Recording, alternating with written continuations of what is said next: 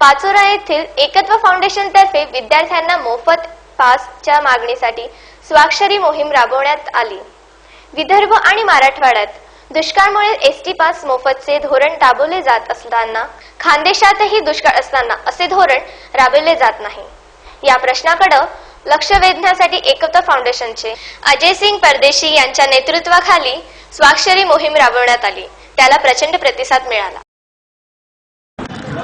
पाचोरा येथे ST bus stand समोर एकत्व फाउंडेशन यांच्यातर्फे स्वाक्षरी मोहीम घेण्यात आली। याची पार्श्वभूमी म्हणजे मराठवाडा येथील एका विद्यार्थिनीने आत्महत्या केली आहे। तिच्याकडे एसटी पाससाठी पैसे नसल्याने तिने आत्महत्या केल्याचे समोर आले होते।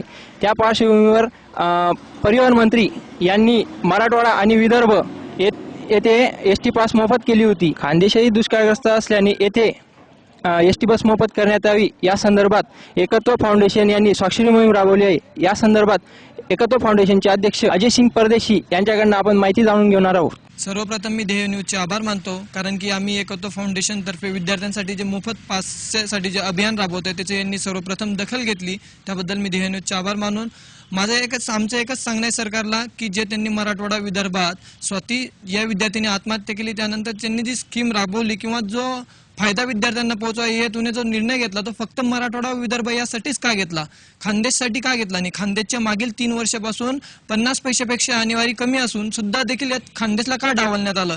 तर आमचं एकच म्हणणं आहे या निवेदनाद्वारे की आम्ही अगोदर तहसीलदार परिवहन मंत्री दिवाकर रावते यांना फॅक्सद्वारे निवेदन देण्यात आलेलं आहे, तरी सुद्धा त्यांनी निर्णय घेतला नाही, म्हणून आम्हाला पुढची पायरी उचलावी लागली। आम्ही याद्वारे विद्यार्थ्यांच्या सह्या घेऊन विद्यार्थ्यांचे मनोगत त्यांच्यापर्यंत पोहोचवण्याचा प्रयत्न करत आहोत, परंतु यानंतर देखील सुद्धा त्यांनी दखल घेतली नाही। तरी आम्हाला पुढची पायरी म्हणजे रास्ता रोको किंवा आमरण उपोषणाचा आम्ही त्यांना इशारा देतो। सरकारने त्वरित यावर निर्णय घेऊन विद्यार्थ्यांना फायदा पोहोचवण्याचा प्रयत्न करावा।